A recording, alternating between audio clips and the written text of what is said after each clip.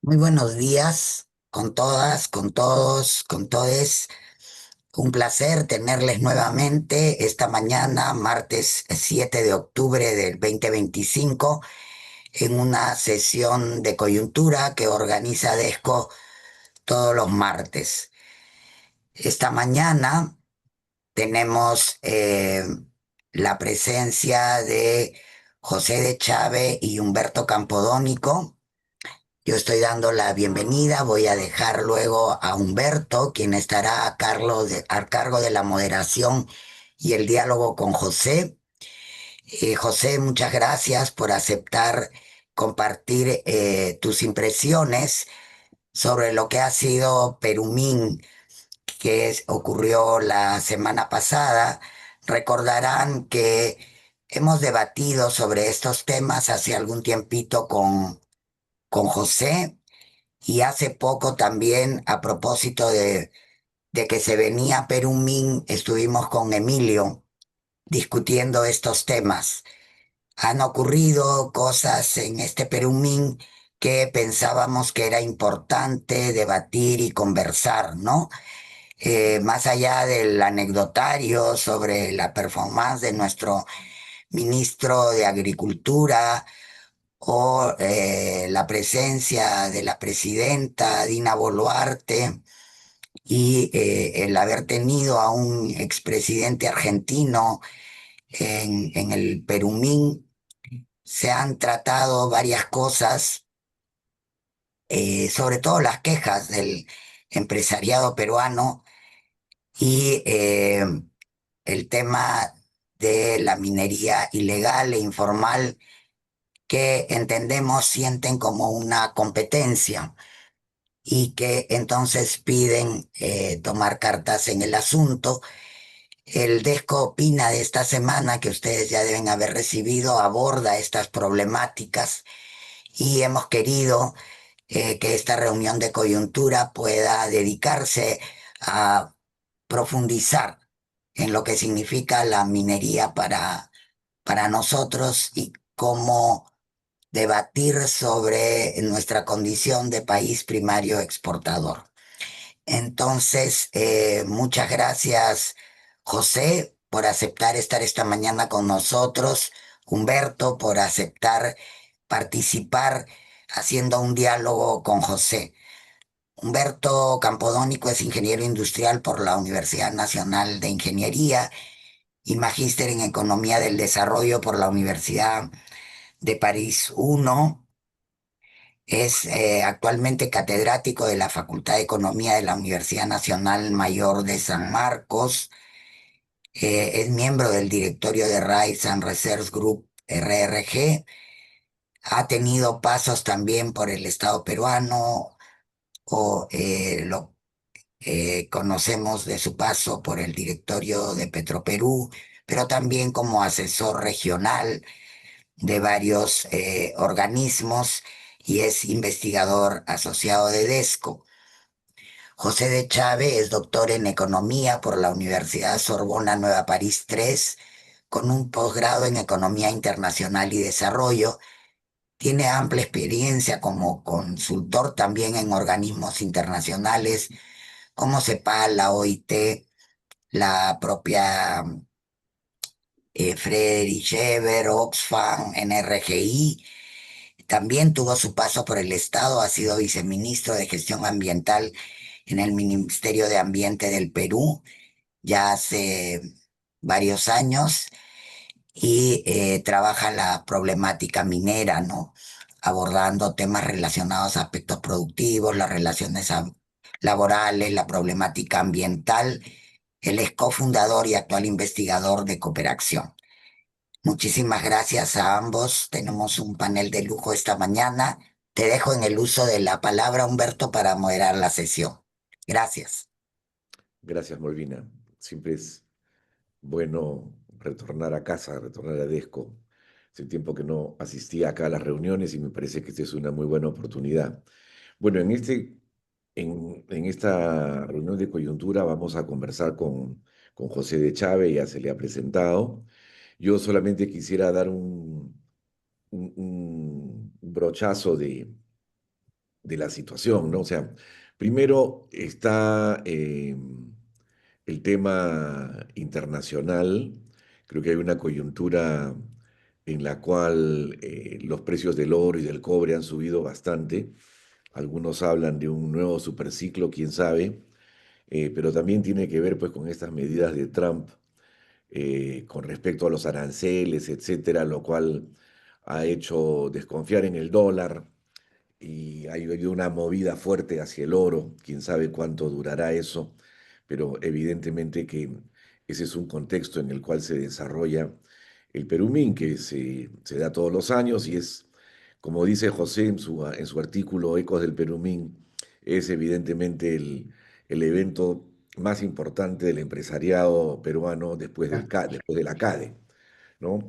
Entonces, a ver, yo quería simplemente decir que me estoy basando en esta pequeña introducción en el artículo de José de la República, donde hay, digamos, dos partes fundamentales, ¿no? La desregulación o el exceso de tramitología que según el empresariado minero existe en nuestro sector, ¿no? Y la manera bajo la cual eso ha sido abordado, las creo que 200 o 300 medidas desregulatorias que se han aprobado recientemente, ¿no? Entonces ahí hay un tema de qué cosa es lo que, o sea, cuál es el tema que está trabando o no está trabando o principalmente debe abordarse por el Perú, es el tema de la tramitología, del exceso de trámites.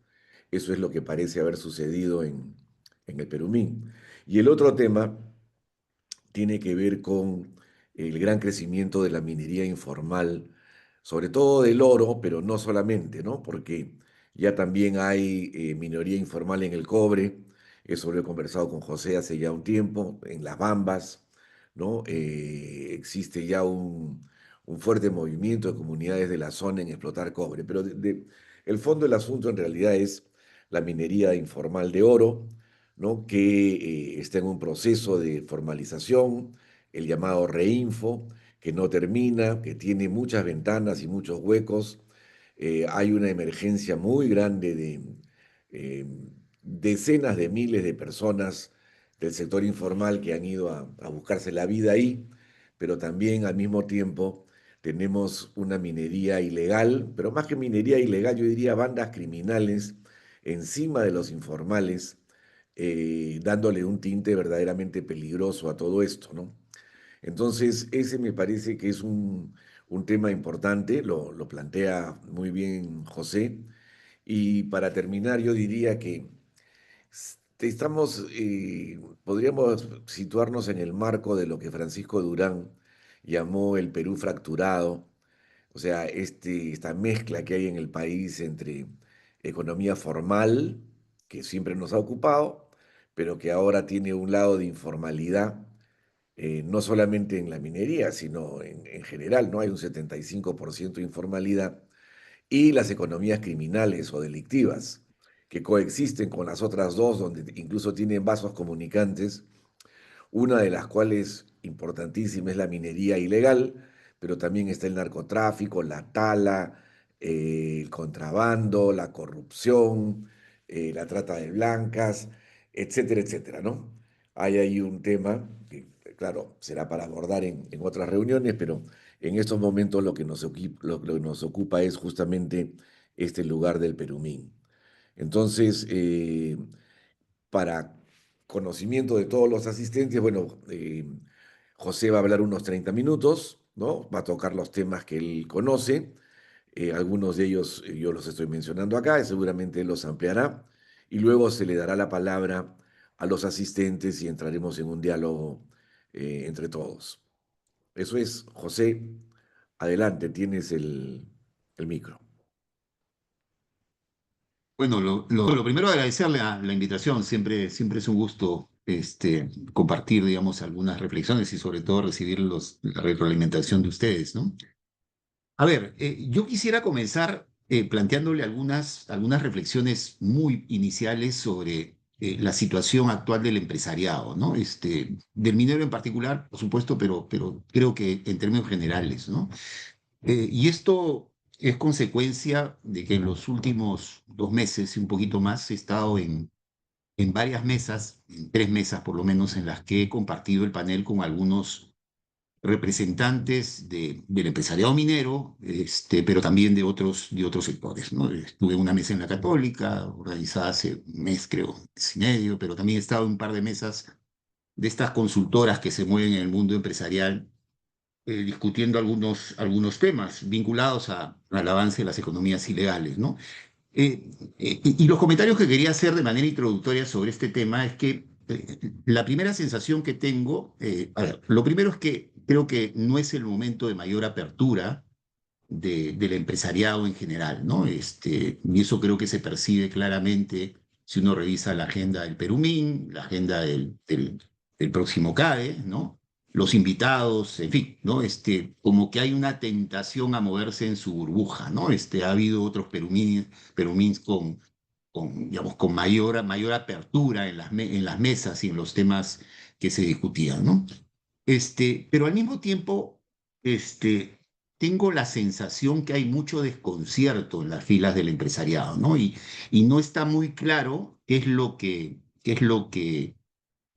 hay que hacer y qué es lo que tienen que hacer, digamos, como sector empresarial, ¿no?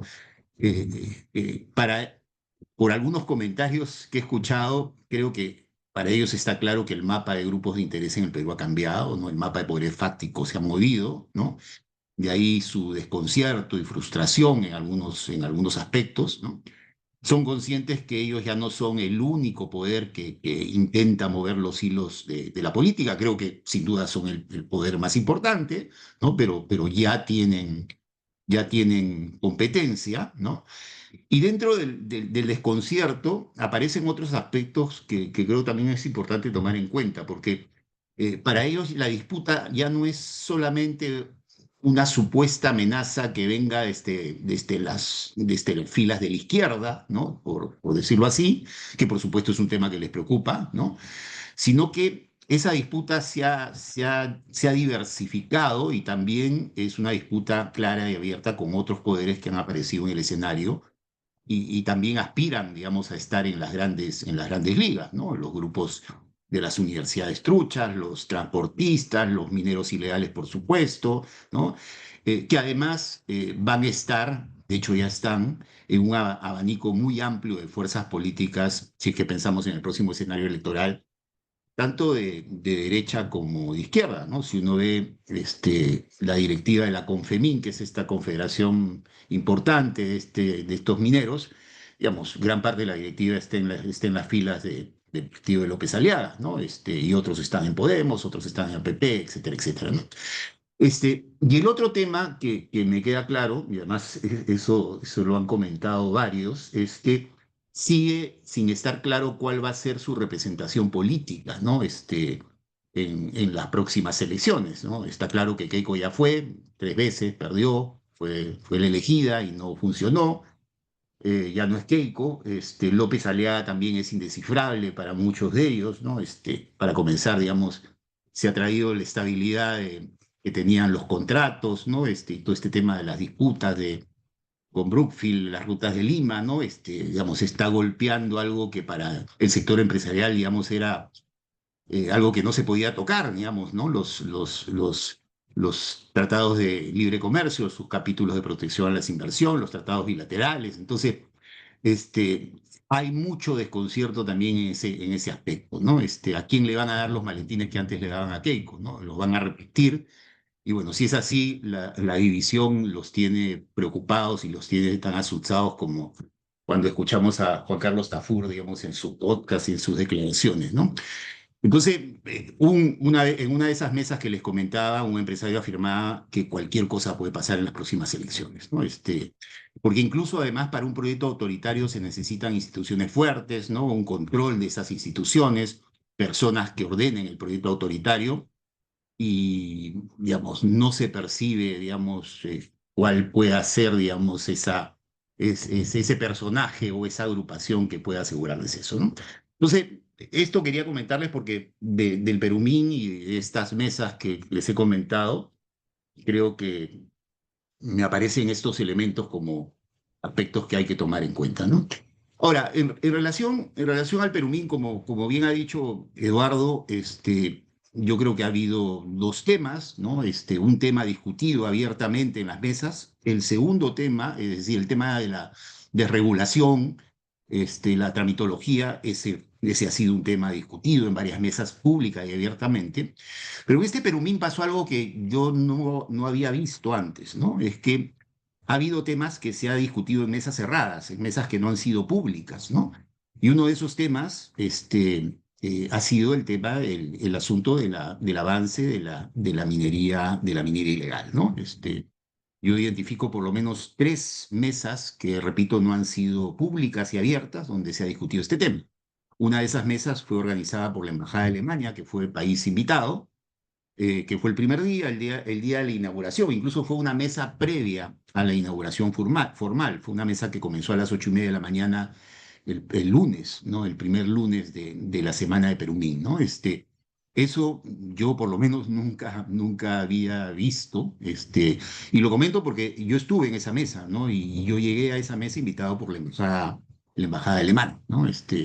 Yo he estado antes en algunos Perumín, pero hace por lo menos 10 años que no me invitaban a Perumín, y en este caso llegué a esta mesa que, repito, fue organizada por la embajada alemana y donde, digamos, estaba la presidenta de la Sociedad Nacional de Minería, la gerenta general de la Sociedad Nacional de Minería, la presidenta del Perumín y dos o tres representantes del Instituto de Ingenieros de Minas, ¿no?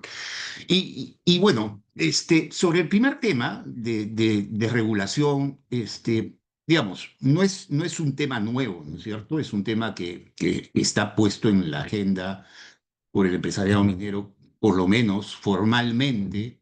Siempre ha sido un tema, siempre han reaccionado cuando aparecía institucionalidad ambiental, regulaciones ambientales, regulaciones sociales, temas de consulta, siempre, digamos, se han resistido a eso, a la creación del Ministerio del Ambiente, del UEFA, del SENACE, siempre se han resistido, pero desde hace, por lo menos yo identifico desde el 2013, hubo una campaña sostenida, ¿no?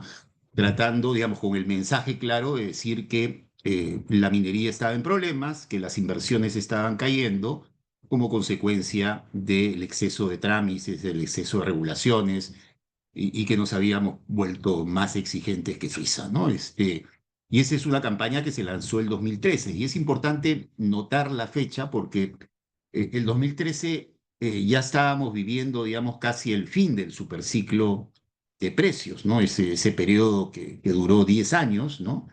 Entre el 2002, 2003 y el 2012, 2013, ¿no? Y entonces el argumento, digamos, y el discurso del empresariado minero es que las inversiones estaban cayendo, ¿no? Porque precisamente había demasiados trámites, ¿no? Y se olvidaban de decir que las inversiones efectivamente estaban cayendo en el Perú, pero estaban cayendo en todo el mundo, a nivel global estaban cayendo porque había terminado, digamos, el superciclo de precios, ¿no? Y entonces la inversión se estaba retrayendo. Y eso pasó, evidentemente, también en el Perú, aunque a tasas menores de lo que estaba ocurriendo a nivel global. Pero ese fue el discurso, ¿no? Las inversiones están yendo, hay muchos trámites, muchos permisos, y por lo tanto hay que destrabar, ¿no? Y es una campaña que ha sido sostenida desde el 2013 hasta ahora, ¿no? Y es una campaña que además les ha dado resultados. Desde un inicio, desde el 2013, se comenzaron a aprobar decretos supremos, leyes, ¿no? Hay una famosa ley, la 30230, que se aprueba en el 2014, ¿no? Que golpeó duramente a toda la institucionalidad ambiental, puso en la congeladora el OEFA. Se vulneró los estudios de impacto ambiental a través de un instrumento que se creó en el 2013, por un decreto supremo. Se crearon lo que se conoce como los informes técnicos sustentatorios.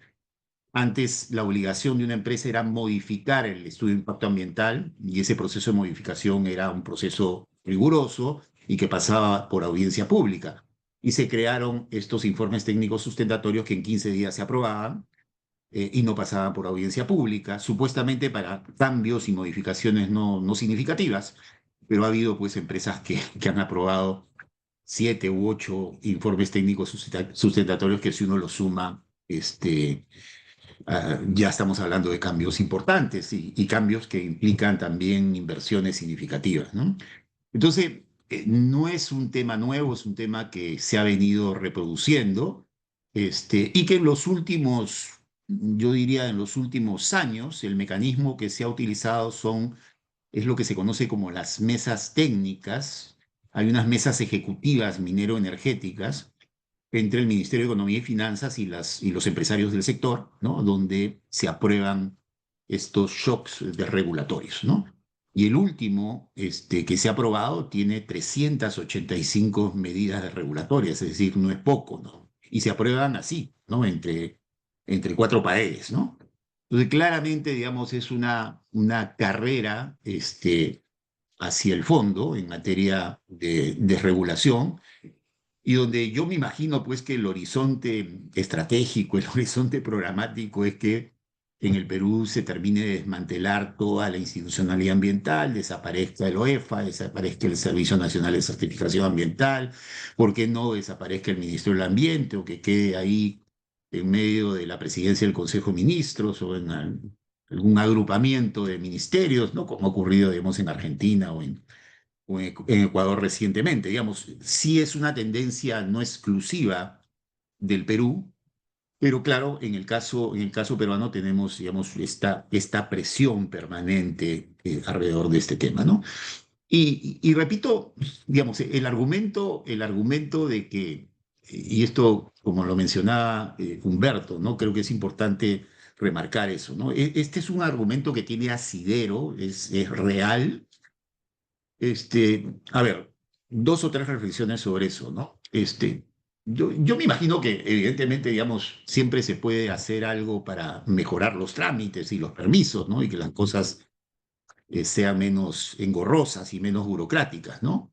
Pero lo que ha ocurrido en el Perú es que, digamos, shock desregulatorio ha sido sinónimo de debilitamiento de la institucionalidad ambiental, de las regulaciones ambientales, que además nos alejan cada vez más de los estándares OCDE, ¿no? Eso está claro, ¿no?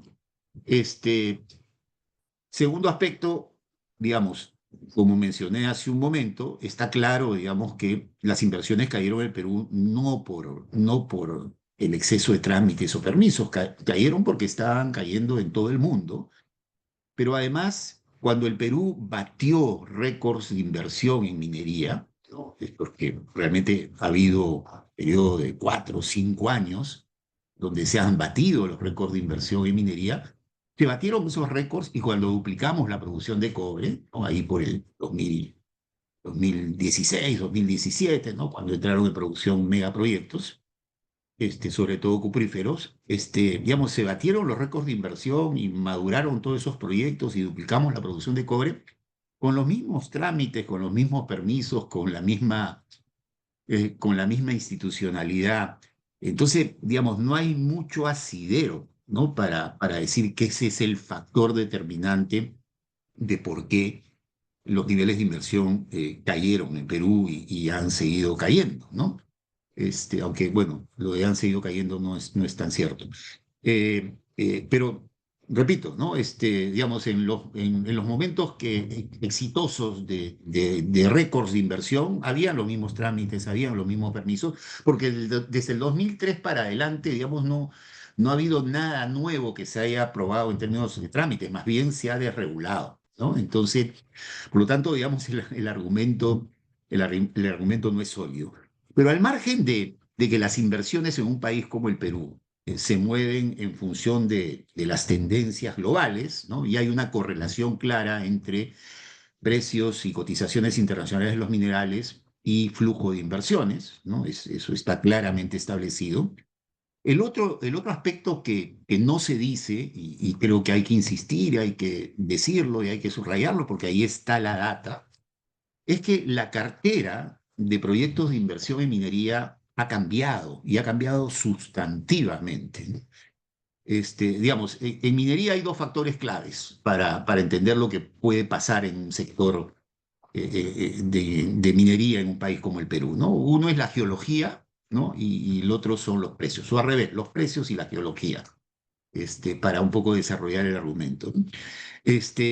Y lo que ocurre, y esto además lo ha dicho hace poquito el propio Julio Velarde, ¿no? En el Perú ya no tenemos una cartera de proyectos de inversión con lo que en la minería se conoce como proyectos de clase mundial, ¿no?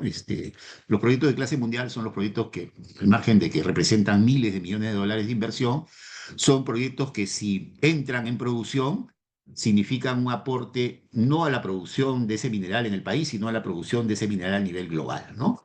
Entonces, un proyecto de clase mundial fue Las Bambas, 10.000 millones de dólares de inversión. El último proyecto de clase mundial ha sido Quellaveco, ¿no? Que fue un proyecto de 6.000 millones de dólares de inversión y que su entrada en producción significó un aumento de la producción mundial de cobre de casi 2 puntos porcentuales, ¿no?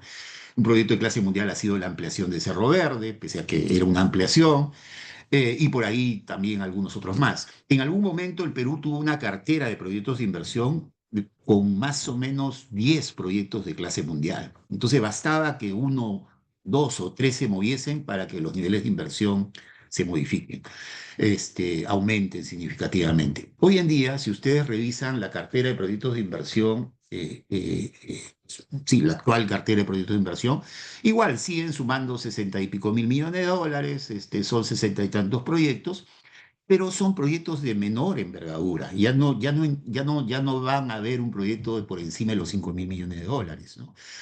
El famoso proyecto de Tía María es un proyecto que no llega a los 2.000 millones de dólares, ¿no?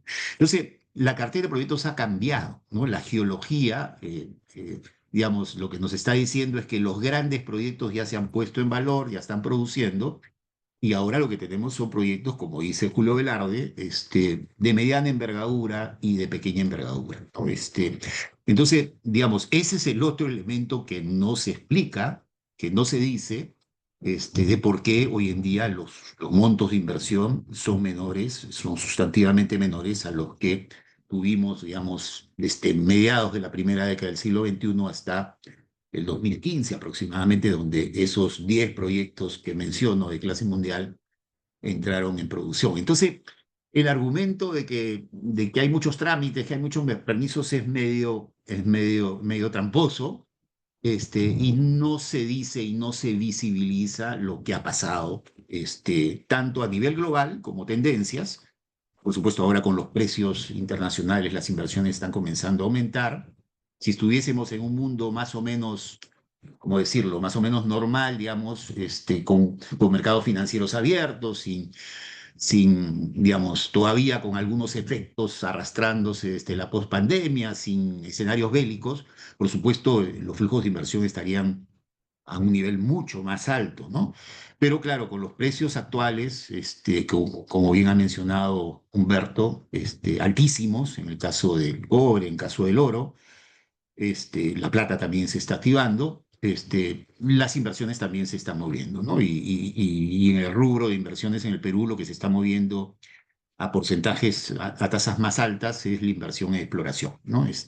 Seguramente tratando de buscar algún nuevo yacimiento de clase mundial, pero para que eso ocurra hasta que lo encuentren y finalmente se pueda concretar, va a pasar bastante tiempo, ¿no? Después sobre ese tema voy a regresar cuando mencione el tema del oro y las economías ilegales, ¿no? Entonces, ese ha sido un primer elemento y es el argumento y la campaña central, o una de las campañas centrales del empresariado minero y que fue ampliamente discutido. Y yo sí creo que tenemos la obligación desde nuestros espacios, ¿no? Tratar de colocar todos los temas, ¿no? Y yo creo que sí, voluntariamente se ocultan algunos temas para tratar de fundamentar y justificar el argumento de la tramitología y la permisología, ¿no? Entonces, eso sobre este primer tema que, repito, estuvo como un elemento clave central. Pero antes de terminar esta primera parte, yo quería subrayar dos aspectos, ¿no? Y ahí retomo algo que ha mencionado Humberto. Ojo, estamos en un escenario espectacular, digamos, de precios, ¿no? Diferente quizás al superciclo anterior, es un escenario con precios más altos, ¿no? De algunos minerales, de algunos metales, pero es un escenario más acotado, ¿no? El oro está a niveles nunca antes visto, ¿no? A comienzos de siglo la onza de oro estaba a $270, ahora está en 3.000 y pico, ¿no? El cobre a comienzos de siglo estaba a 70 centavos, ahora está, estos días ha llegado a $5 la libra de cobre, ¿no? Son precios nunca antes vistos, tenemos términos de intercambio históricamente, digamos, estamos en el punto más alto, ¿no? Y las empresas están, sobre todo las productoras de cobre y las productoras de oro, todos los estratos están teniendo, digamos, un escenario de sobreganancias espectaculares, ¿no? Nosotros hemos calculado, el año pasado, el 2024, las empresas mineras han tenido ingresos extraordinarios por 18.000 y pico millones de dólares. Sí, 19.000, el 2024. En lo que va de este año, están teniendo ingresos, estoy hablando de ingresos extraordinarios, no de utilidades, 8.000 y pico millones de dólares. El 2023 fueron 13.000, el 2022 fueron 12.000, el 2021 fueron 14.000. Entonces, la verdad es que están en una situación de bonanza y nadie está discutiendo y nadie se atreve a colocar, oye, nuevamente pues estamos en un superciclo de precios, nuevamente está habiendo una situación de sobreganancias mineras y nadie se atreve a colocar el tema de por qué un impuesto a las sobreganancias, ¿no? ¿Por qué no pensar en una reforma tributaria? Y cuando ustedes ven las cifras del aporte tributario de la minería hoy en día tiene una participación en la recaudación del impuesto a la renta de 20%. Es decir, 20% de lo que el Perú recauda por impuesto a la renta viene de la minería. Pero en el superciclo anterior, en el año pico, que fue el 2007, el aporte de la minería al impuesto a la renta fue de 50%. Es decir, la mitad de lo que el Perú recaudaba por impuesto a la renta era de la minería, provenía de la minería, y hoy en día es 20%. Entonces ahí hay un tema para discutir, y en la participación total de tributos internos ahora es 12% y en el pico en el 2007 fue casi 25%. Tiene un cuarto de todo lo que el Perú recaudaba venía de la minería en el 2007, ahora apenas el 12%. Entonces, este, algo está pasando ahí que necesitaría un poco de explicación, ¿no? Y ese tema, repito, está pasando piola, nadie lo coloca en el debate público. Ojalá que por lo menos se pueda en la campaña mencionar el tema y ver si es que por ahí se abre alguna posibilidad, porque digamos, en ese tema el Fondo Monetario Internacional está por modificar la estructura tributaria en el Perú, el Banco Mundial lo mismo. En fin, hay organismos internacionales que respaldarían una propuesta de modificación de toda la tributación vinculada a la minería, ¿no? A ver, segundo tema, eh, sobre las economías ilegales, que yo sí creo que es un tema que preocupa al empresariado minero, ¿no? Porque, digamos, antes, hasta hace algunos años, donde había gran minería, por lo general, siempre hay algunas excepciones, no había este tipo de minería, no había pequeña minería, ¿no? Y la pequeña minería, la minería artesanal, la informal, incluso la abiertamente ilegal, se instalaba en zonas y en territorios donde, digamos, no estaba la gran minería, ¿no? Y explotaba yacimientos que no eran atractivos para la gran minería. Bueno, eso ya cambió, ¿no? Ha cambiado sustantivamente. Patás quizás es el ejemplo que tiene más larga trayectoria, pero ahora pues hay una disputa clara y abierta en varios territorios donde está instalada la gran minería y, bueno, está habiendo un proceso de expansión y de crecimiento de la pequeña minería, ¿no? Y de la minería artesanal, la minería comunal, informal, la abiertamente ilegal, digamos, todas las ramificaciones que han aparecido, ¿no? Sobre ese tema, lo que creo que me parece importante subrayar, y en el caso del oro, que también ha mencionado Humberto, es que las cifras y las tendencias muestran que en los próximos 10 años, el actor central de la minería aurífera va a ser la pequeña minería, ¿no? y todas sus ramificaciones, ¿no? Este, simplemente algunas cifras, ¿no? Hace 20 años, ¿no? En el 2005, por ejemplo, los cuatro principales productores de oro en el Perú daban cuenta de casi el 80% de la producción de oro, ¿no? Y todas eran grandes empresas, ¿no? Hoy en día, las últimas cifras que uno puede revisar muestra que los cuatro principales productores de oro, que ya no son los mismos de hace 20 años, dan cuenta de apenas el 30%. Han pasado de controlar casi el 80% a 30%, ¿no? Entonces, claramente, digamos, la tendencia es que la producción de la gran minería está cayendo, ¿no? Y la producción de la pequeña minería y todas sus ramificaciones está aumentando, ¿no? Por supuesto, en este dato que les doy de 80% en el 2005 y ahora 30%, no son las cifras del Ministerio de Energía y Minas, digamos, ahí no está incorporada la producción de la minería informal y de la abiertamente ilegal, ¿no? Pero, digamos, esa es una realidad, la producción de la gran minería. El mejor ejemplo ahora es Yanacocha, ¿no? La producción de Yanacocha está en caída libre, y todo indica, digamos, que Yanacocha, digamos, va a seguir teniendo una menor participación, ¿no? En la producción aurífera. Todavía sigue siendo la principal productora de oro, pero en caída libre.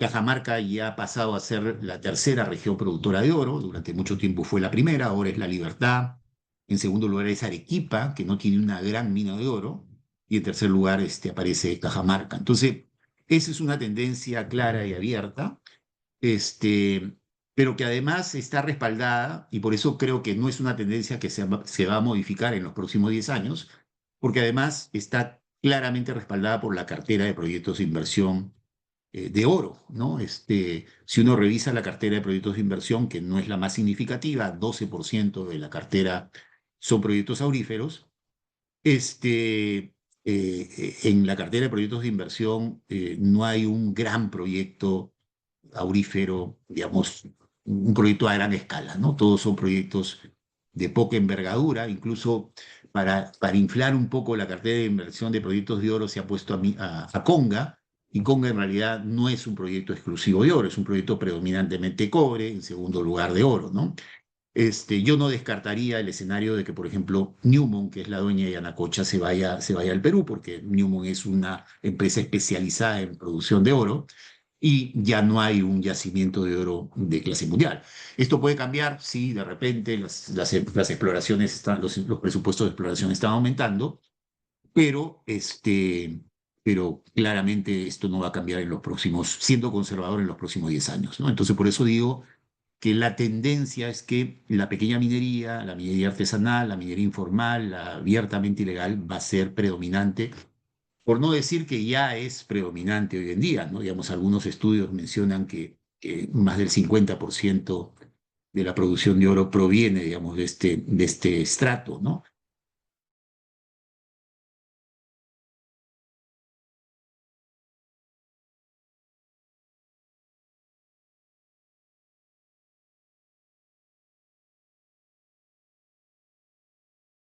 El empresariado minero sabe de estas tendencias, ¿no? Y de esta mayor participación del sector de la pequeña minería y todas sus ramificaciones, ¿no? Y sabe que no hay un proyecto de envergadura. Esto puede cambiar, pero si cambia, pues pasará los próximos 10, 15, 20 años, ¿no? No va a cambiar en los próximos años, ¿no? Y hoy en día yo sí creo que esta es la principal preocupación. Yo creo que la matriz de la conflictividad social vinculada a la minería ha cambiado, ¿no?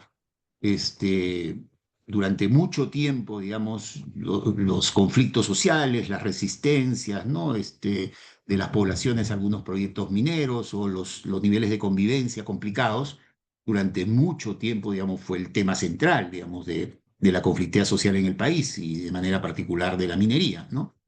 yo creo que claramente hoy en día el principal conflicto que preocupa, no digo que el otro haya desaparecido, ahí está, digamos, ahí está Valle del Tambo y varios conflictos más, ¿no?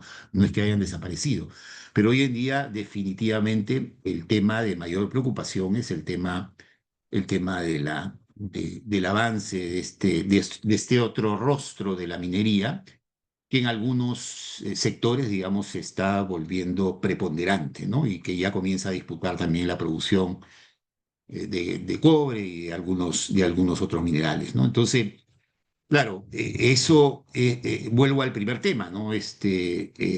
Entendiendo que hay un escenario donde los sectores que están en torno a esta actividad de pequeña escala, ilegal, informal, etcétera, han crecido en organización, han crecido en influencia, hoy en día tienen un poder económico nunca antes visto porque, digamos, han pasado por un proceso de acumulación, están teniendo un proceso de acumulación enorme, tienen control territorial, tienen clara influencia política que seguramente va a aumentar.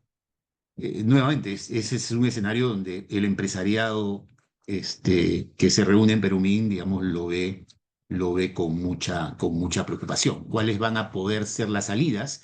Y ahí hay una discusión que ellos no quieren dar, ¿no? Porque, claro, la ruta es elaboremos una ley MAPE, una ley de minería artesanal en pequeña escala. Esa es la ruta que se ha seguido y que la Sociedad Nacional de Minería ha tratado de empujar sin éxito, ¿no? Con el anterior ministro Rómulo Mucho, ¿no? Ahora con una mesa técnica planteando 11 recomendaciones, pero lo que no quieren aceptar es que en realidad no se puede pensar en una ley MAPE disociada de la Ley General de Minería.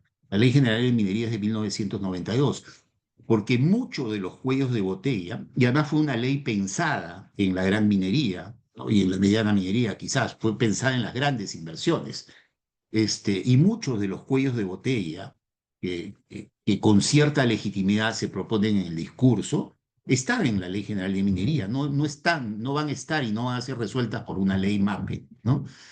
Un ejemplo de eso es la política de concesiones mineras, ¿no? Que para el empresariado de la Sociedad Nacional de Minería es algo que no se debería, que no se puede tocar, ¿no? Así es que creo que por ahí están un poco los temores, ¿no? Y por eso muchos de estos temas, me da la impresión, esa sí es una hipótesis, no han sido discutidos abiertamente en el Perumín y más bien han sido discutidos en mesas a puertas cerradas y están siendo discutidos en mesas a puertas cerradas, ¿no?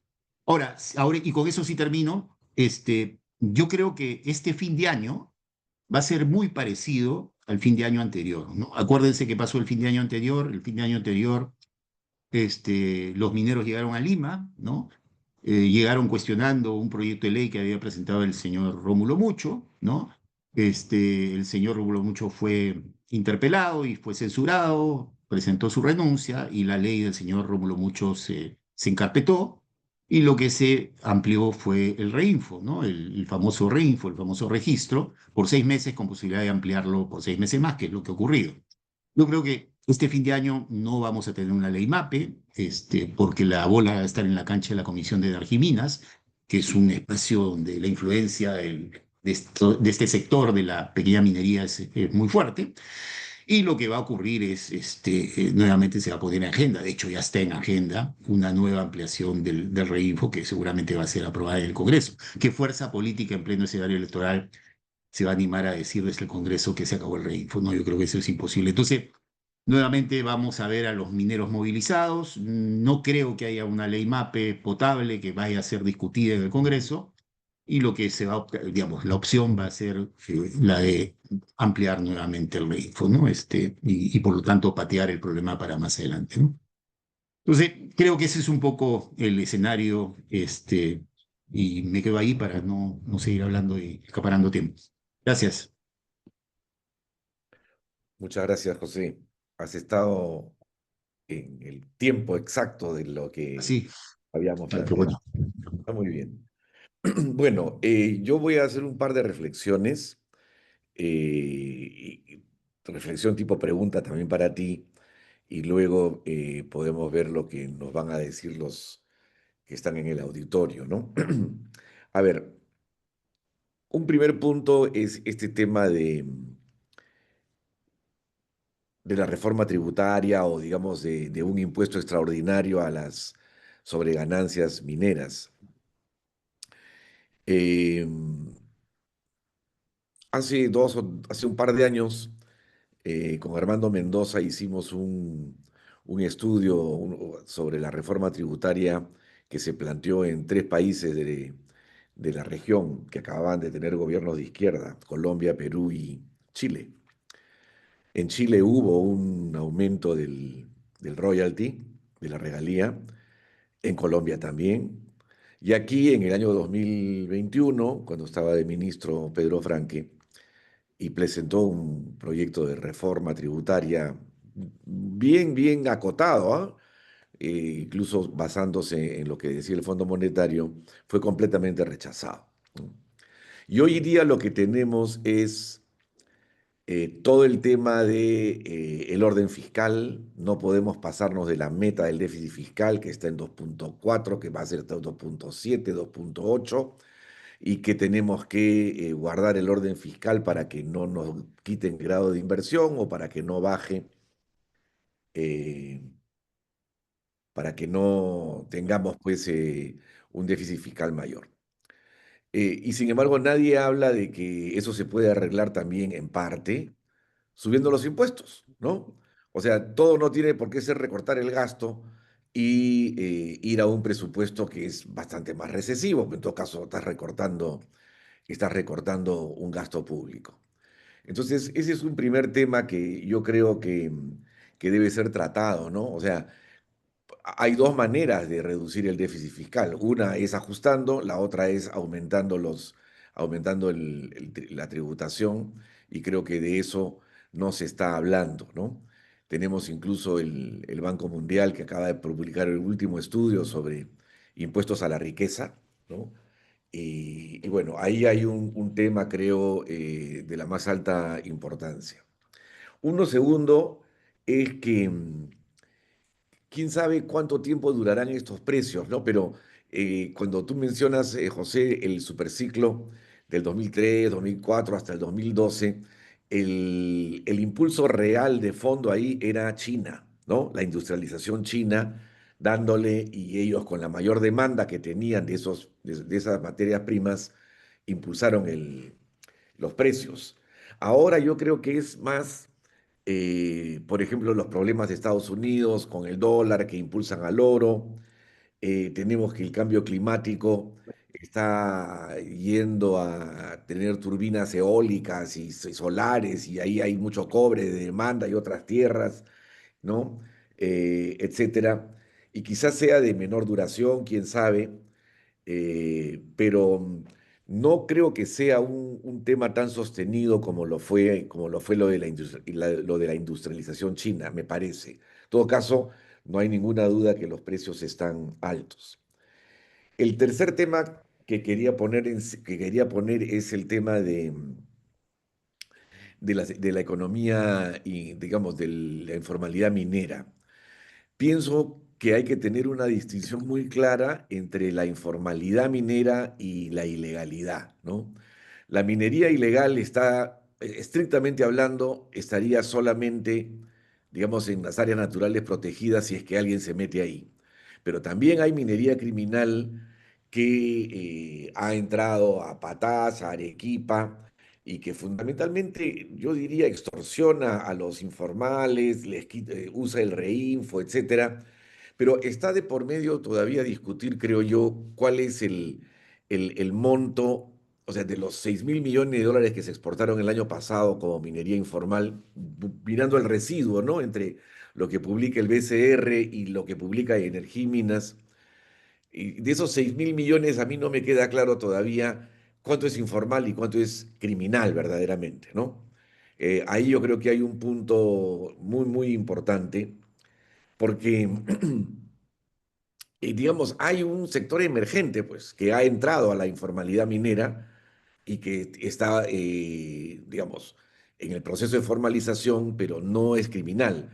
Ya, total, no podemos entrar ahora al detalle, pero creo que ese es un punto a tratar.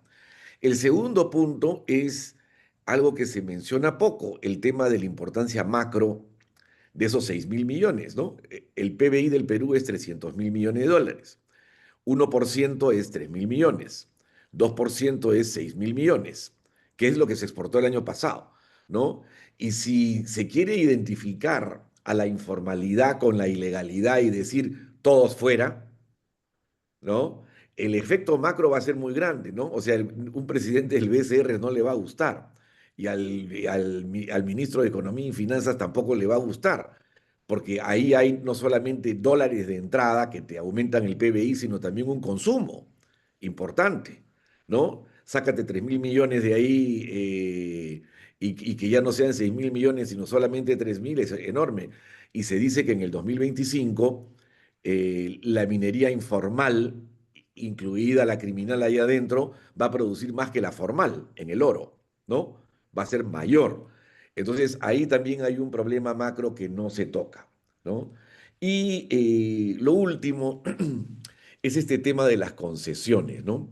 Yo estaba mirando eso y la ley del 2008, un decreto legislativo en la época de Alan García, fue bastante más, digamos, orientado hacia que la concesión produzca, ¿no? Y se dieron una serie de dispositivos.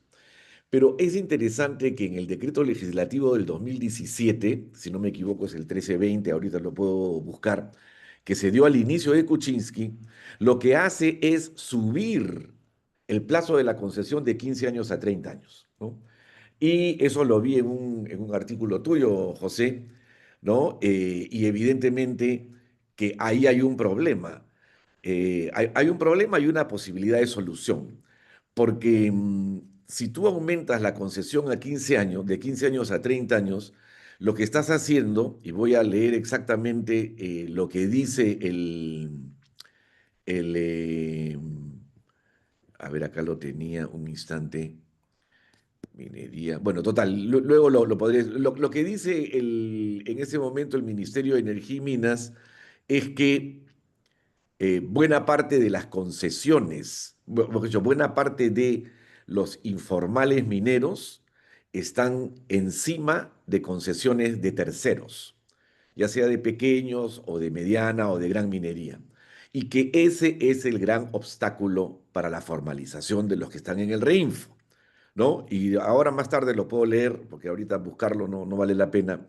Y entonces el tema es que la formalización no avanza porque no tienen contrato los informales con los dueños de las concesiones. Y aquí se plantea entonces un tema, ¿no? Y eso se da en el 2017, en enero, apenas entrado el gobierno de Kuczynski, en el momento mismo que se avanza el reinfo. Entonces creo que fue un mecanismo de defensa por parte del empresariado minero el hecho de garantizar la propiedad de la concesión, sabiendo que el tema de la minería informal crecía cada vez más. Pero lo que eso también quiere decir es que si se aumentó de 15 a 30 años la vigencia de la concesión con un decreto legislativo, evidentemente que también podría bajar, ¿no? Porque lo que tendríamos que hacer es ver la manera como formalizas y ahí entra el tema de la propiedad de la concesión que has planteado bien, ¿no? Y creo que es uno de los temas más importantes y si eso no se ve, muy difícilmente puede salir una ley MAPE, ¿no? O, digamos, algo que reordene el panorama, lo que quiere decir que lo vamos a tener acá por un buen tiempo más, todavía si es que estamos con elecciones de por medio y cuando ha crecido esta captura del Estado desde abajo, podríamos llamarle así, hasta cierto punto, no tan grande como la captura del Estado de las élites, pero sí que está en desarrollo, ¿no? Entonces, bueno, estas son algunas reflexiones.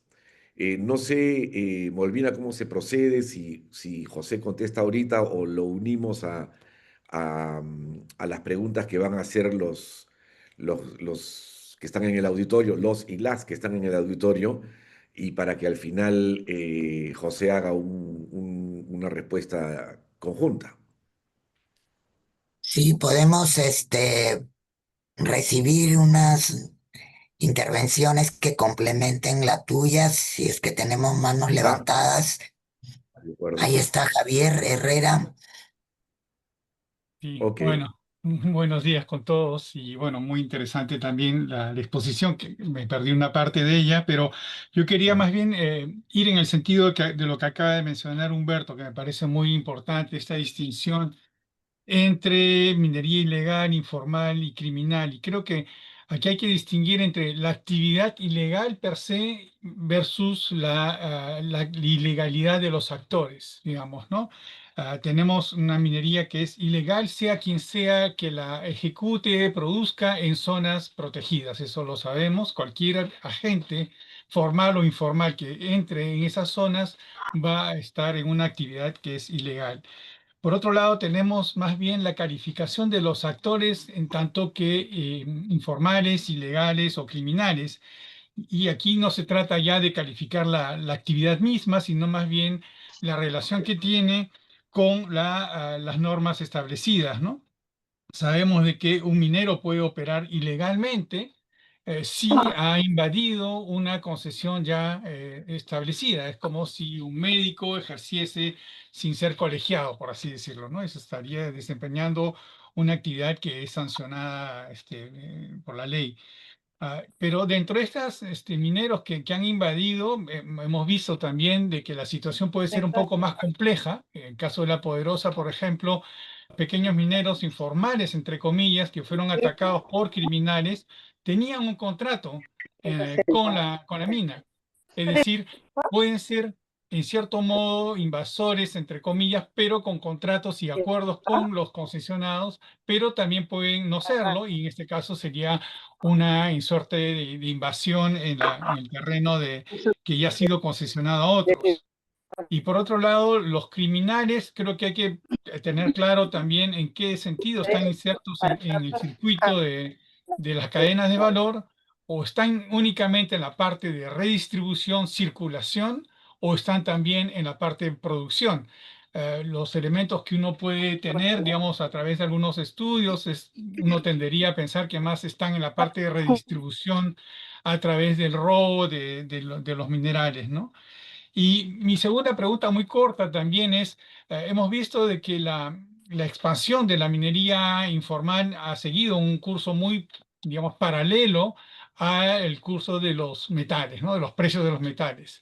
Y el tipo de tecnología que ellos utilizan es muy rudimentaria comparada a la de la gran minería que invierte pues, grandes capitales con maquinarias muy sofisticadas. Y entonces mi pregunta es quizás hasta qué punto la rentabilidad extraordinaria que están teniendo el conjunto de operadores se debe únicamente a este ciclo, este momento del ciclo, y momento en que los precios disminuyan, esa minería realizada con tecnología rudimentaria va a dejar de ser una opción, eh, digamos, que permita una sostenibilidad de esos actores, ¿no? Armando, adelante.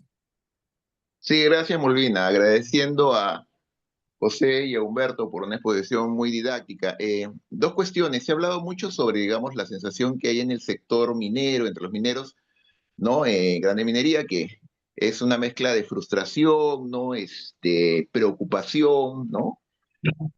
Yo me preguntaba, ¿no? Si podían elaborar un poco más en ese sentido de cómo ven, si es que en toda esta confusión lo ven, hacia dónde perciben que va a evolucionar el sector. En otras palabras, las grandes empresas mineras, ¿no?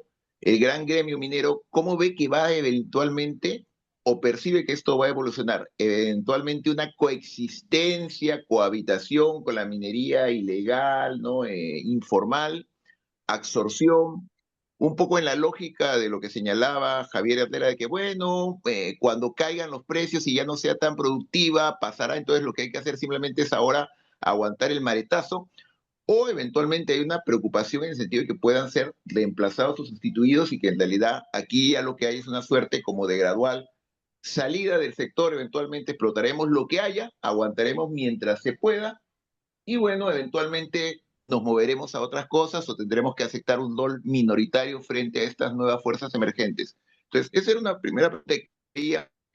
¿Cómo percibían ustedes que veía la visión de hacia dónde iba el sector, los grandes gremios mineros? Y el escenario que han señalado, no se ha mencionado a la inversión china en el sector de la minería, más allá de alguna mención a las bambas. Entonces yo me preguntaba si las empresas chinas están teniendo alguna clase de relación, vínculo, participación en este escenario o son un universo completamente separado en su burbuja impenetrable y en donde sencillamente el gremio minero peruano no tiene mayor contacto, relación y ellos van por su lado y no hay mayor conexión. Gracias. Gracias, Armando. Vamos con Eduardo Bayón. Gracias. Gracias, José, y gracias, Humberto. A ver, coincidiendo, yo diría en lo fundamental con lo señalado, eh, tres preguntas muy directas que tienen que ver, digamos, con el futuro inmediato y con lo que ha sido dicho. La primera, ¿se puede hablar de una posición ah, general compartida por la gran minería frente al momento que se está viviendo?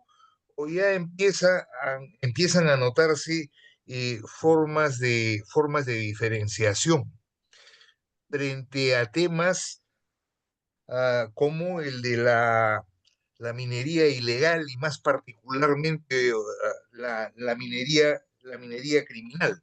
Lo digo porque en uno de los dos ejes presentes en Centromin, como ha señalado con precisión José, el eje que tiene que ver, digamos, con la formalización, la informalidad, etcétera, etcétera, es más o menos claro que el mensaje que han recibido del actual gobierno y del futuro es que les van a dar absolutamente lo que quieren. Y coincido en que lo que quieren centralmente tiene que ver con desaparecer la institucionalidad ambiental.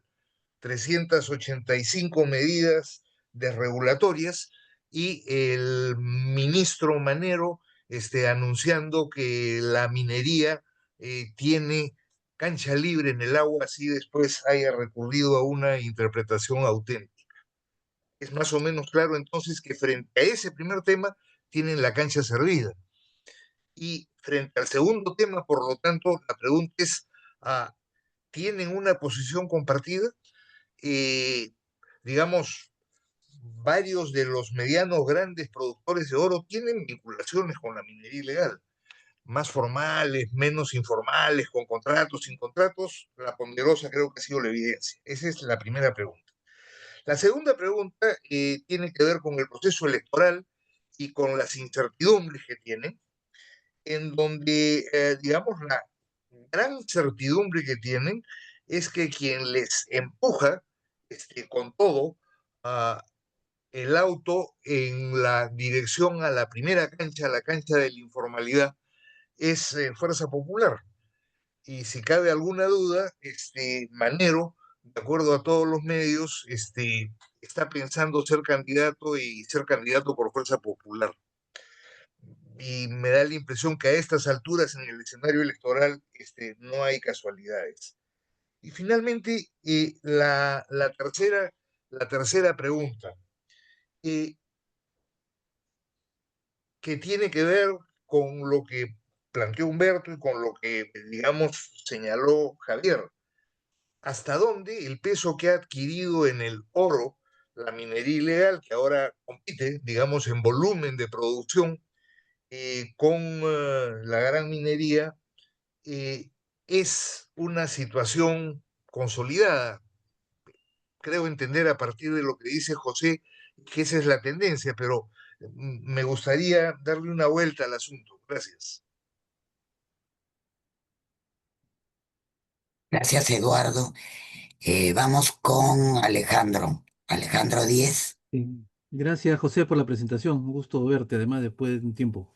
Yo tenía una pregunta más sobre este sector de la economía de informal y legal, ¿no? Que la solemos ver como si fuera un paquete indiferenciado, pero sabemos que en realidad es un conglomerado bastante más complejo que decir informal y legal, ¿no? O sea, más allá de que la línea es difícil, yo te quería solamente preguntar, aludiendo a tu conocimiento del tema y del espectro, ¿cómo tú, cómo proporciona, cómo digamos, cuál es la proporción de este peso y Si uno tuviera que clasificar la economía informal y legal, ¿en cuántos grupos los separarías? Entre los operadores, los capitalistas, o sea, es una pregunta que tiene que ver cómo podemos mirar la minería informal desde dentro y empezar a mirarla como, no como un monstruo indiferenciado, sino como diferentes tipos de agentes que tienen eventualmente agendas diferentes, ¿no? Aunque todos están en el mismo interés, ¿no? Y la otra pregunta está asociada a esta primera, que tiene que ver si existen dentro de esto, por ejemplo, un interés, por ejemplo, la gente que quisiera, no sé, los más grandes son los que quieren formalizarse y los más chiquitos no quieren. Los que manejan más capital estarían interesados en asegurar su producción y otros no. Y esa formalización implica, por ejemplo, una vocación por pagar impuestos o un interés, o cómo piensan el impuesto. Yo he conversado con algunos mineros informales y me dicen, bueno, siempre, vamos a decir, eluden impuestos, incluso los formales, ¿no? O sea, tienen muchos mecanismos para no pagar, ¿no? Y cada vez que pueden no pagar, lo hacen. Entonces, esa lógica de, no, de formalizar, no informalizar, ¿qué es lo que tiene detrás? ¿Solamente el seguir operando o también tiene una serie de otros factores que inciden en ello? Gracias. Alex, estamos con Yolanda Rojo. Sí, muy buenos días. Muchas gracias por la presentación, muy interesante. Yo tengo una pregunta vinculada más bien a las comunidades que en las últimas décadas históricamente han venido defendiendo los ecosistemas y denunciando un conjunto de violaciones de las mineras con relación al cuidado de cuencas y de ecosistemas. ¿Cómo están? ¿Cuál es la posición de las comunidades en este momento, sabiendo que parte de esas comunidades también, o algunos miembros de esas comunidades, han ingresado a lo que se llama la minería informal e incluso la ilegal, y que muchas de las comunidades también, bueno, acceden, entre comillas, a los tratos y beneficios que las mineras ofrecen, ¿no? Gracias. Gracias, Yolanda. También había levantado la mano Giovanna Vázquez, pero no sé si se le bajó y con ella cerraríamos para darle ya la posta de nuevo a Humberto. Giovanna. Gracias, Molvina. No, la pregunta mía un poco era en el sentido de Yolanda. Interesante el análisis que plantea José. Creo que eso amerita que miremos los escenarios y los territorios rurales desde una configuración de actores y también desde una configuración de cuáles pueden ser los focos de conflicto, ¿no?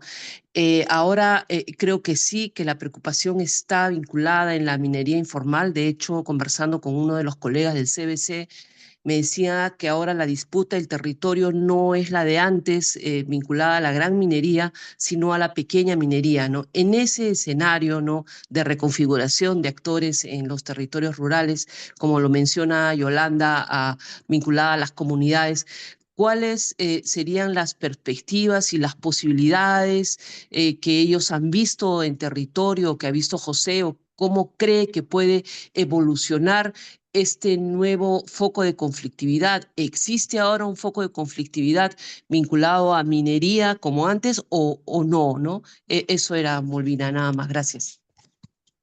Ya, Giovanni, ya les dejo el micro. Bueno, yo solamente quiero reforzar dos cosas antes que conteste José. La primera es lo que ha dicho José mismo, donde nos dice que de bajar los precios quizás no se pueda consolidar la minería informal tal como lo ha venido haciendo. Yo creo que, o sea, si revisamos años atrás, los precios estaban bastante más bajos y la minería informal seguía subiendo. Y no sé, pues, o sea, están como $4.000 la onza, pero si baja a 3 o a 2.500, aún así es mucho dinero, ¿no? Para sectores que no tenían ingreso. Entonces, quisiera clarificar, a mí me parece que esto va en el sentido de consolidarse, no sé si de aumentar mucho más, pero sí.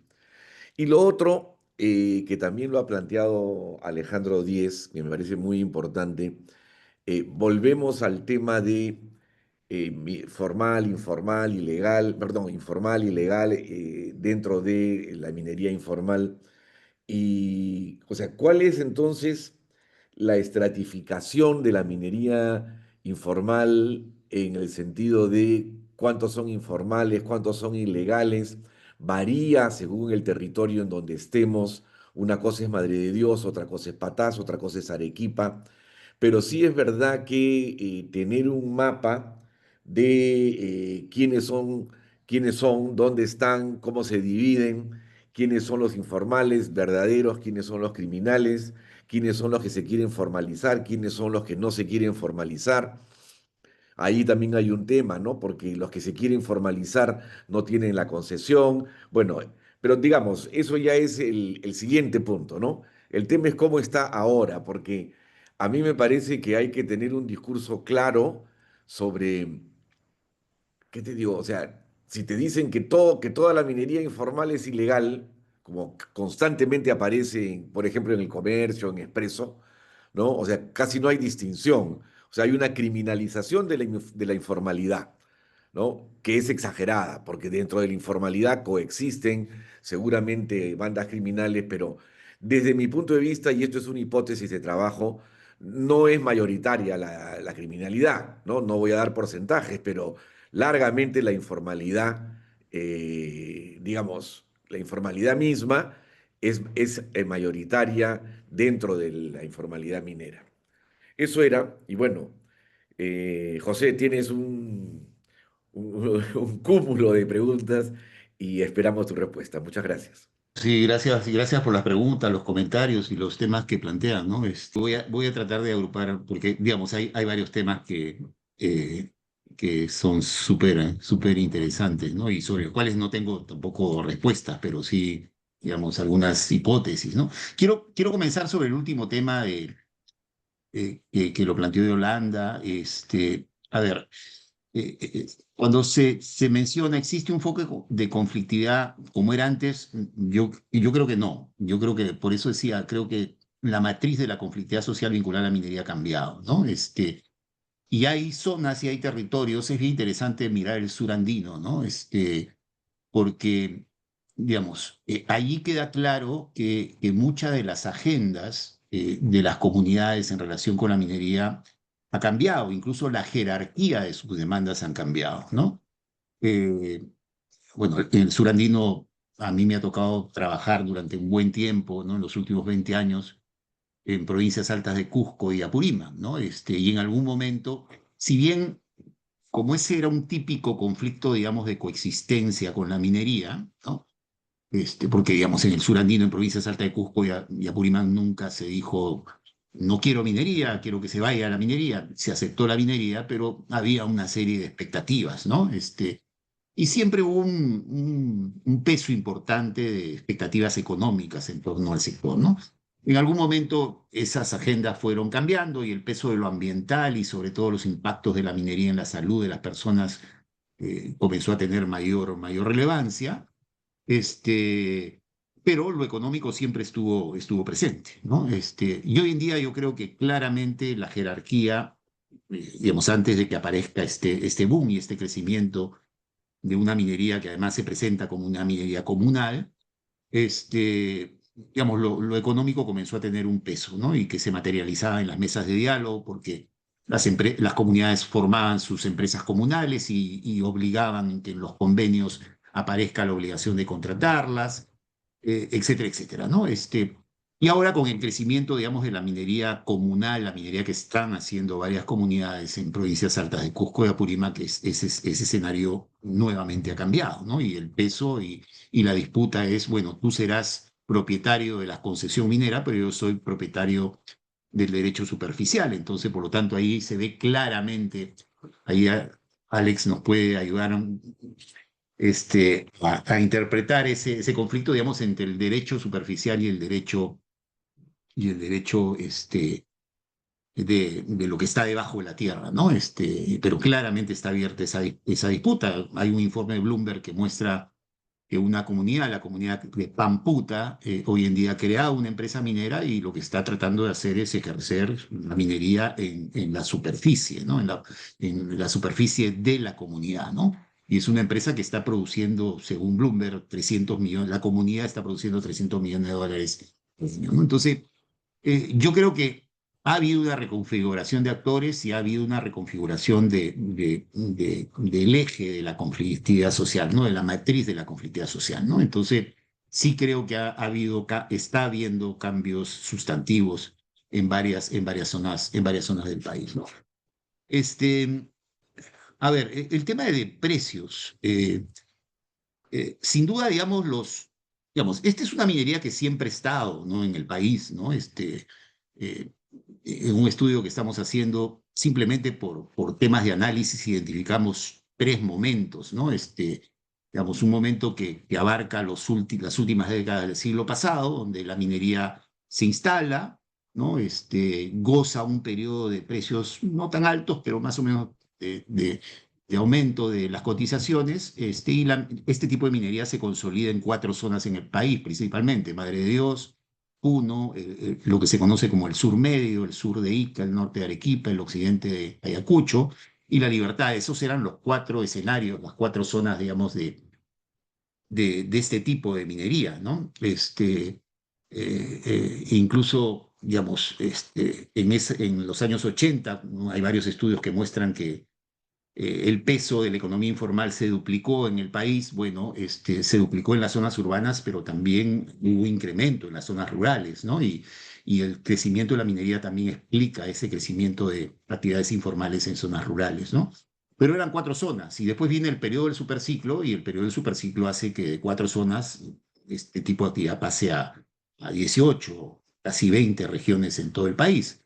Y después hemos tenido este tercer momento después de la pandemia que muestra este crecimiento. Entonces sí hay una correlación, creo yo, con los precios, que la evolución de los precios, sobre todo en el caso del oro. A veces el crecimiento de precios también comienza a ser atractiva esta actividad en el caso del cobre, ¿no? Que normalmente no había minería informal de cobre. Pero el crecimiento, digamos, de las cotizaciones del cobre también está sentando un tipo de minería de este tipo que extrae cobre, ¿no? Entonces creo que el precio es un factor clave, fundamental, pero en cada etapa, y ahí retomo un poco lo que menciona Humberto, yo creo que en cada etapa hay como consolidaciones, ¿no? Se consolidan actores, se consolidan zonas productoras, que es bien difícil que retrocedan, ¿no? Quizás se puede discutir la magnitud, ¿no? Pero yo creo que con el ciclo actual va a ser bien difícil, digamos, de revertir, ¿no? Yo creo que hay un mapa ya consolidado en muchas regiones, ¿no? Y sí, pues es una actividad que tiene muchas diferencias, ¿no? No es un conglomerado cohesionado, ¿no? Entonces, no es lo mismo, pues, la minería en el sur andino que la minería en el norte, por más que exploten vetas diseminadas, ¿no? No es lo mismo, porque además el tejido social no es el mismo. Y por supuesto no es lo mismo la minería en zonas andinas que en la Amazonía, ¿no? Entonces sí, hay muchas situaciones que marcan diferencias. Actualmente estamos haciendo un estudio que hemos tomado dos casos de este tipo de minería en Amazonía, en Puerto Inca, en Huánuco y en Condorcanqui, en Amazonas, ¿no? Y dos casos de zonas andinas, ¿no?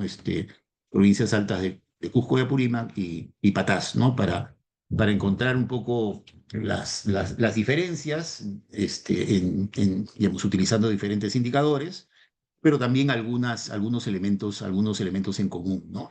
Además, creo que este es el otro rostro de la minería que ha estado allí en los últimos 30 años, digamos, para no perderme la historia, ¿no?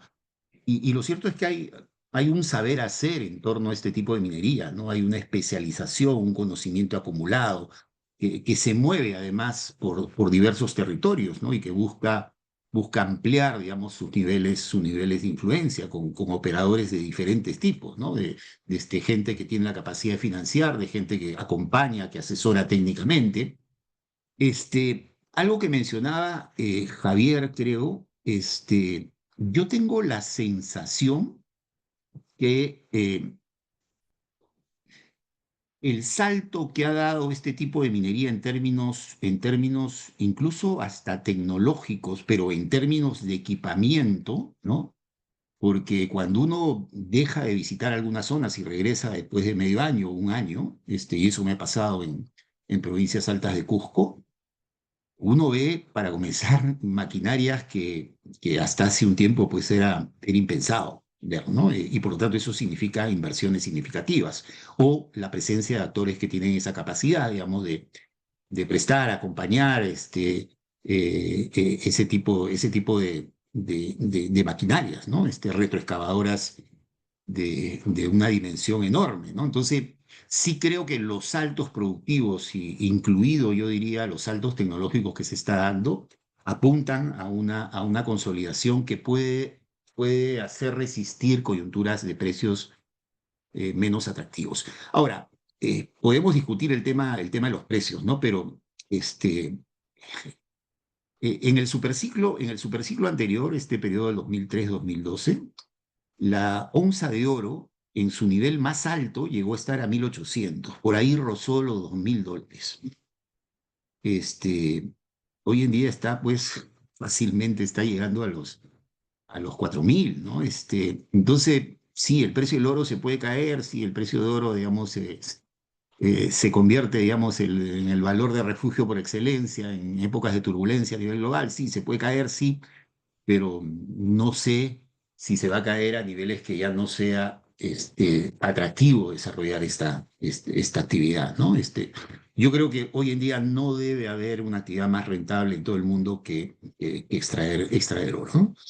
Ahora, dentro de las diferencias, sí me parece importante también, en los análisis ponemos el foco en la extracción, ¿no? Y los que están haciendo extracción y cómo están organizándose, etcétera, etcétera. Pero si hablamos de un actor todopoderoso en este tipo de actividad, son las plantas de beneficio, ¿no? Yo creo que ese es el núcleo de poder económico, ¿no? Porque además es el sector que tiene, digamos, el monopolio, por utilizar un término exagerado, de la compra de esa producción que viene de la informalidad y abiertamente en algunas zonas de la ilegalidad, ¿no? Ese es el núcleo de poder, ese es el que se queda con el mayor porcentaje de la torta, ¿no?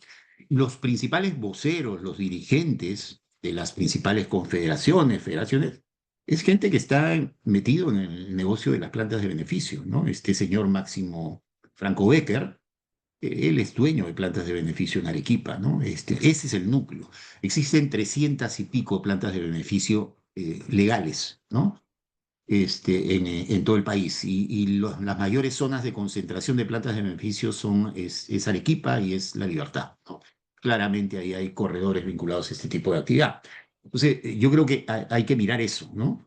Y ahí quiero utilizar un comentario que siempre cito de Ricardo Soberón, ¿no? Él en una conversación que tuvimos, él me decía, la diferencia entre la producción de hoja de coca, el narcotráfico y la minería ilegal es que en el caso del narcotráfico puede ser legal producir hoja de coca, ¿no? Y cosecharla eventualmente, ¿no? Pero desde el momento en que yo cosecho esa hoja de coca, esa producción entra en una cadena que es completamente ilegal y no hay forma que no sea ilegal, ¿no?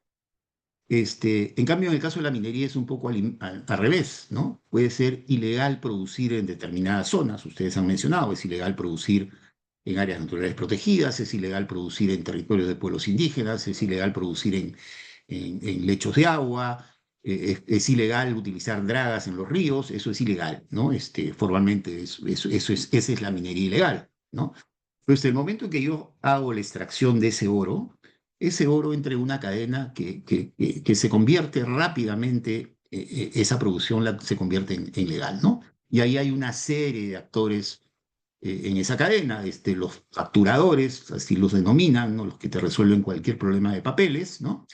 Y por supuesto el actor clave central, que son la planta de beneficios, que tiene además una asociación poderosa, importante, donde ahí, y además algunos miembros de esa asociación han sido directores generales de formalización minera en el Ministerio de Energía y Minas, porque también es un sector que está haciendo puertas giratorias, ¿no?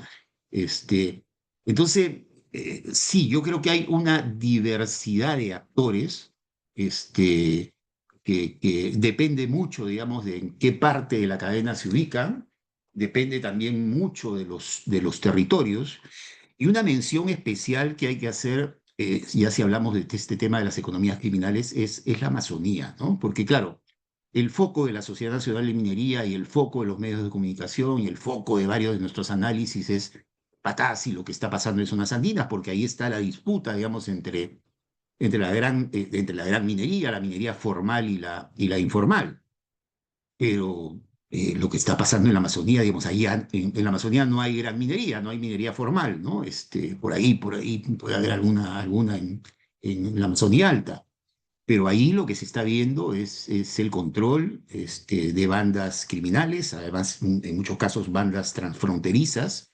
Hay un informe que acaba de publicar Amazon Watch que es bien interesante, que recomiendo leerlo, de cómo estas bandas, por ejemplo, el Comando de la Frontera, ex-FARC, que se mueven por la Amazonía ecuatoriana, la colombiana y la peruana, ¿no? En conexión con bandas criminales como los Soneros de Ecuador, los Lobos de Ecuador, por el lado, digamos, de la Cordillera del Cóndor y por el lado de, de esta zona que además ha estado en conflicto con Colombia, el Putumayo.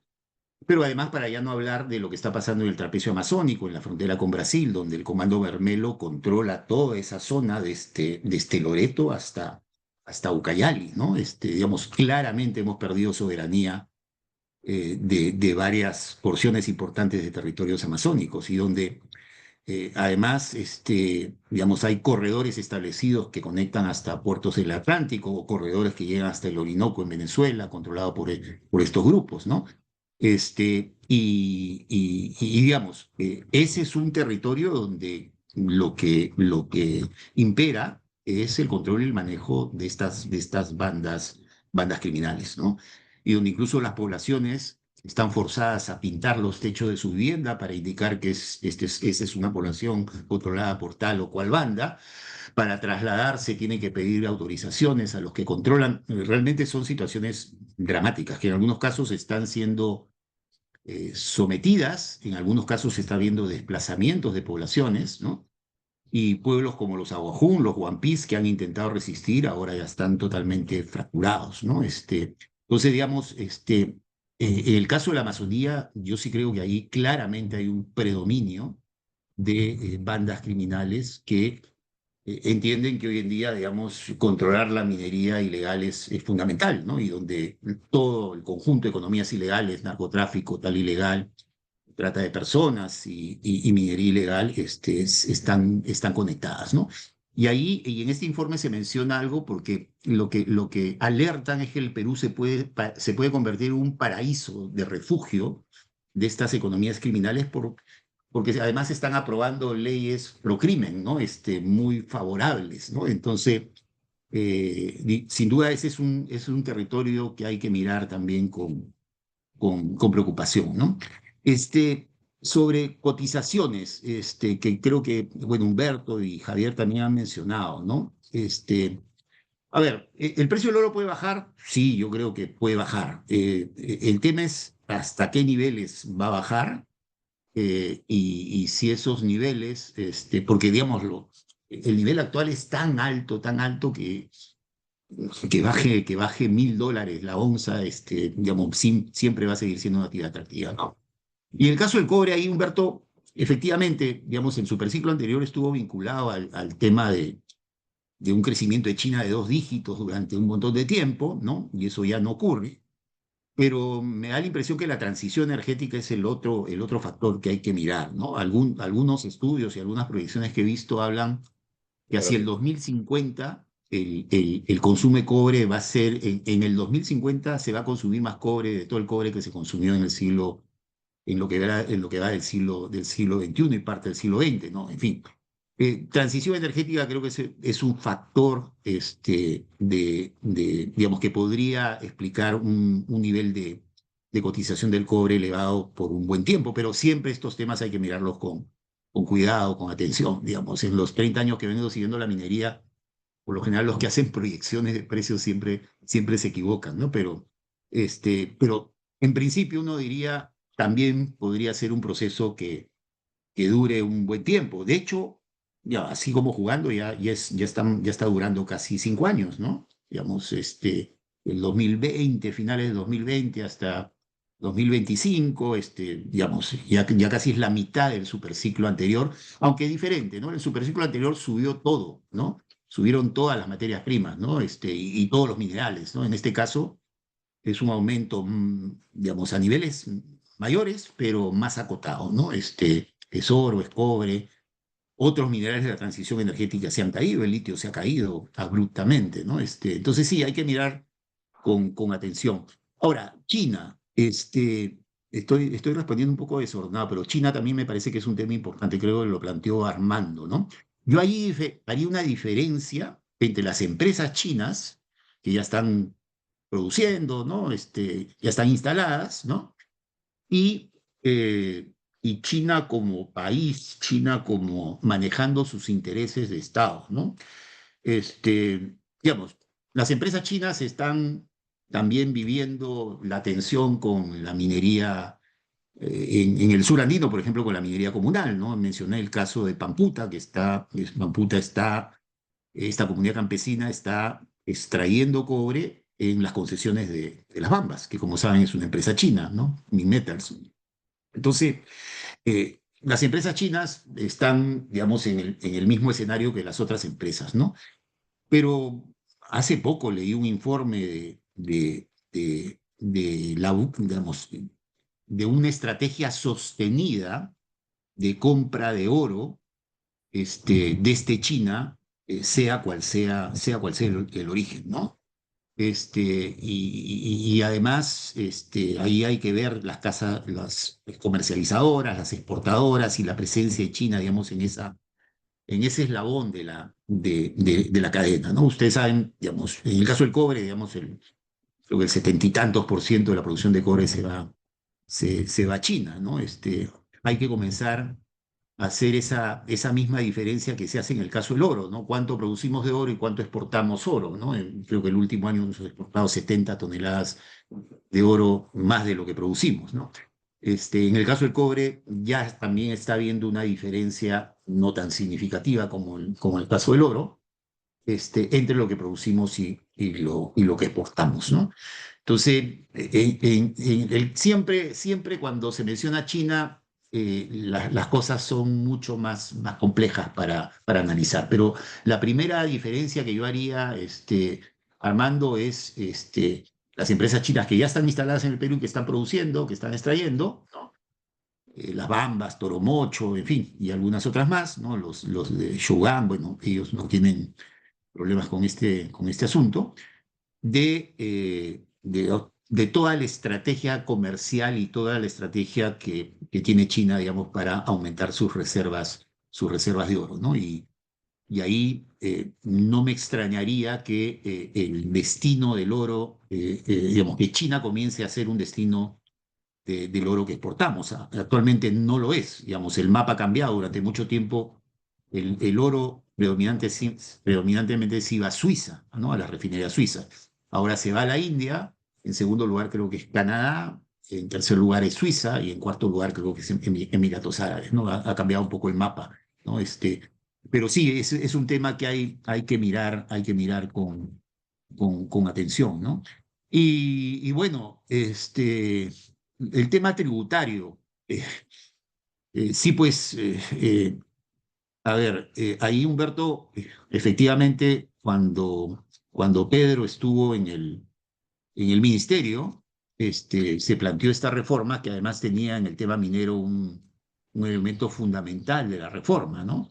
Y ahí, como creo que también has mencionado, se le encargó al Fondo Monetario Internacional, a este equipo que trabaja todos los temas de tributación, hacer un análisis, una suerte de comparación de las tasas impositivas efectivas promedio de Perú y varios otros países que tienen una producción minera importante, ¿no? Y claramente el Perú aparecía en la mitad, en la mitad de la tabla, ¿no? Y este estudio además precedió algunas reformas tributarias o algunos cambios que ha habido, digamos, en la región, ¿no? El caso de Chile, ¿no? Efectivamente, como menciona Humberto, el royalty se aprueba hace un par de años, creo, ¿no? Y este estudio se hizo en el 2021, ¿no?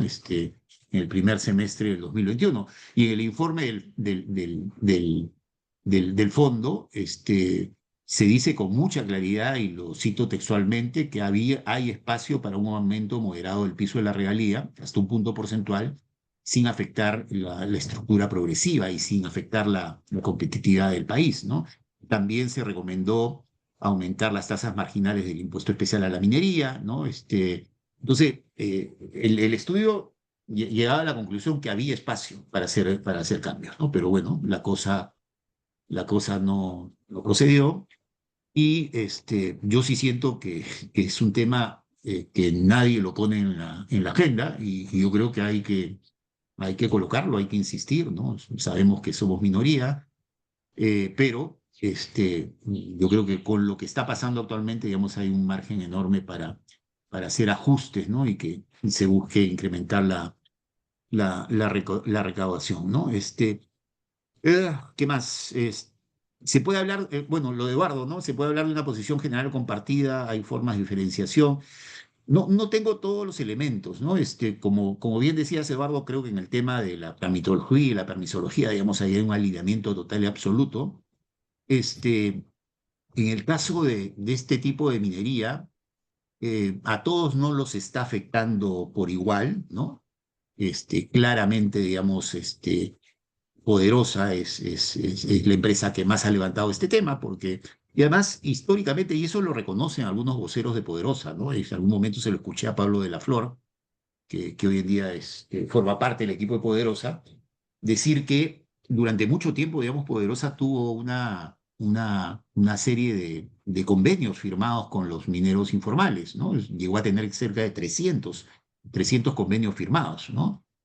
Con el acuerdo de que Poderosa les cedía concesiones que ellos tenían, ellos explotaban y la producción se la vendían a Poderosa, ¿no? Yo me imagino que ese tipo de convenios voló cuando los 300 mineros se convirtieron de repente en 3.000, ¿no? O de repente más, ¿no? Y además cuando la presencia, digamos, de bandas criminales para solucionar disputas primeros entre los mineros comenzó a ser un factor desestabilizador en la zona, ¿no? Pero como bien mencionó ayer Dante Vera, que estuvimos en una reunión con él, en realidad la presencia de las bandas criminales en Patás están afectando sobre todo a los pequeños mineros, ¿no? Eh, Porque Poderosa, digamos, tiene mecanismos para defenderse, ¿no?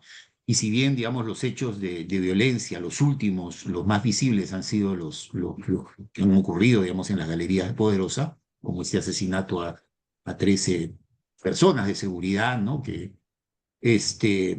Sin duda, digamos, en el día a día, son los pequeños mineros los que están sufriendo, digamos, el proceso de control creciente de las bandas criminales que vienen de Trujillo y otras zonas para controlar las operaciones, ¿no? Entonces, ese es un tema complicado. Pero la sensación que tengo es que, si bien hay un respaldo formal cuando hay situaciones de este tipo, creo que sí hay una diferencia entre lo que pueden estar viviendo algunas empresas en particular, ¿no? Que otras empresas que no tienen este problema, ¿no? Aunque creo que todas las zonas productoras de oro están de una manera u otra viviendo, digamos, en diferentes magnitudes el problema, ¿no? Bueno, sobre el peso de la minería ilegal, creo que ya respondí, si es una situación consolidada. A mí me da la impresión que sí hay tendencias a ciertas consolidaciones, ¿no? Quizás no en la misma magnitud, pero es bien difícil, digamos, que la manera como se ha instalado este tipo de minería en varios territorios se vaya a desmantelar por una caída de las cotizaciones. De repente, en el caso del cobre sí, en el caso del oro se me hace un poquito más difícil, ¿no? Pese a que el oro, de repente, en un escenario más estable puede caer, ¿no? Pero no sé hasta qué nivel, ¿no? No sé si he dado todo, pero a ver, no sé si se me escapa algo. Eh, creo que ahí me quedo. Y si de repente hay algunas preguntas, podemos reforzar. Gracias, José.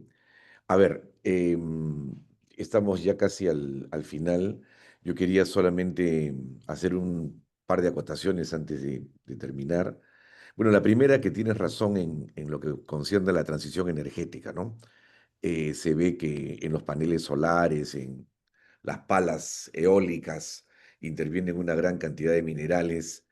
eh, el Banco Mundial le llama la extracción verde o los minerales verdes, ¿no? Porque ayudan a combatir el cambio climático y eso tiene proyecciones muy grandes. Y la otra es que, bueno, encontré la cita esa, solamente la voy a dejar acá, del decreto legislativo 1320 de enero del 2017, donde dice a la letra, la mayoría de mineros acogidos, esto es la exposición de motivos del decreto legislativo 1320, o sea, hecho por el gobierno. La mayoría de mineros acogidos al proceso de formalización establecido en el decreto legislativo 1105 no pueden acreditar la titularidad de la concesión minera donde desarrollan sus actividades, dado que las áreas de dichas concesiones pertenecen a otras personas, naturales o jurídicas, con título de concesión vigente otorgado por el Estado, ¿no? Ya, bueno, el tema acá era solamente para decir que el, el tema de la formalización, del reinfo, va a continuar. Yo creo que desde el punto de vista del corto plazo, ahí de aquí a fin de año tendremos grandes discusiones, van a haber elecciones y esto habrá que seguirlo con máxima atención. Bueno, creo que estamos llegando al final. Hay para mucho más, creo que vamos a tener que repetir una reunión de estas dentro de un par de meses por lo menos. Yo agradezco a todos, gracias Molvina, gracias José, y le dejo la palabra a Molvina para el cierre oficial de este interesante conversatorio que acabamos de tener. Muchas gracias. Muchísimas gracias, Humberto, por acompañarnos también con moderación, con comentarios y aportes, y bueno, sobremanera, José, que las reuniones en las que participa siempre son bien sesudas, contundentes, con mucha información y muchas pistas para la reflexión. Les agradezco y efectivamente tenemos que seguir discutiendo este tema. Creo que han salido varias aristas para investigaciones también que necesitamos que se hagan en el país para tener un conocimiento más cabal de la situación. Muchísimas gracias y como siempre aquí estamos todos los martes. Les esperamos cuando puedan llegar para seguir dialogando sobre este y otros temas. Gracias. Gracias. Gracias.